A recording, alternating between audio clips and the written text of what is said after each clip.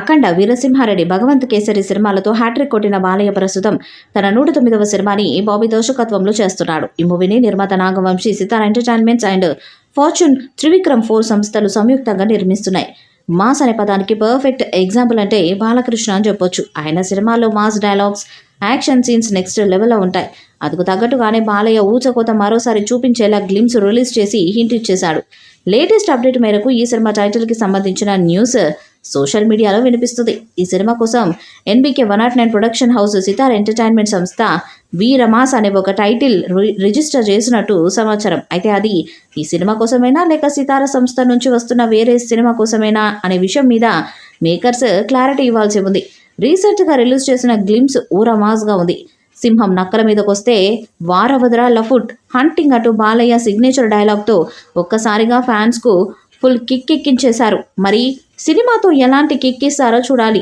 ఈ మూవీలో యానిమల్తో మెప్పించిన బాబీ డియోల్ విలన్గా నటిస్తున్నారు. ఉర్వశి రౌటెల, చాందిని చౌదరి వంటి వాళ్ళు కీలక పాత్రల్లో నటిస్తున్నట్టు చెప్తున్న ఈ సినిమాని సితార ఎంటర్టైన్మెంట్ సంస్థ అత్యంత ప్రతిష్టాత్మకంగా భారీ బడ్జెట్తో నిర్మిస్తుంది.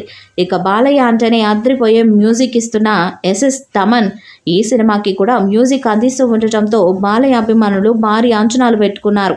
షూటింగ్ మాత్రం నిర్విరామంగా బాలయ్య మాక్ స్పీడ్లోనే కంప్లీట్ అవుతుంది. మరి లేటెస్ట్గా ఈ మూవీకి వర్క్ చేస్తున్న ప్రముఖ సినిమాటోగ్రఫర్ విజయ్ కార్తిక్ కన్నన్ ఒక పిక్ని షేర్ చేసి ఇప్పుడు షూట్ మోడ్లో ఉన్నట్టుగా తెలియజేశారు. దీంతో ఈ మూవీ శరవేగంగా కంప్లీట్ అవుతుందని చెప్పాలి. అయితే ఈ సినిమా గురించి వస్తున్న ప్రతి అప్డేట్ ఆసక్తిగా ఉంటుంది.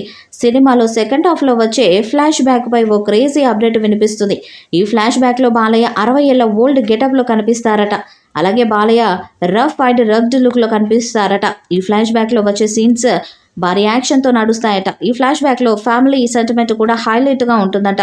ఈ సినిమాలో ఓ స్పెషల్ రోల్ ఉందని, ఈ పాత్రలో బాలీవుడ్ స్టార్ సంజయ్ దత్ కూడా నటించబోతున్నట్టు సమాచారం. పాన్ ఇండియా మార్కెట్ను దృష్టిలో ఉంచుకొని సంజయ్ దత్తును తీసుకున్నారని టాక్.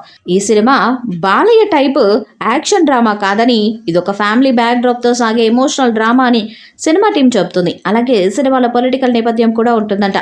ఇక బాలయ్యకు ఎప్పుడు కలిసి వచ్చేలాగే ఈ సినిమాలోనూ డ్యూయల్ రోల్లో కనిపించబోతున్నాడు. ఈ సినిమాపై భారీ అంచనాలున్నాయి. మరి ఆ అంచనాలు ఈ సినిమా అందుకుంటుందా లేదా అన్నది చూడాలి. ఈ వీడియోపై మీ అభిప్రాయాన్ని కామెంట్ బాక్స్లో తెలియజేయండి. వీడియో మీకు నచ్చితే లైక్ చేయండి, షేర్ చేయండి, కామెంట్ చేయండి. మరిన్ని అప్డేట్స్ కోసం మన ఛానల్ని సబ్స్క్రైబ్ చేయండి. అలానే పక్కనే ఉన్న గంట సింబల్ గట్టిగా కొట్టండి.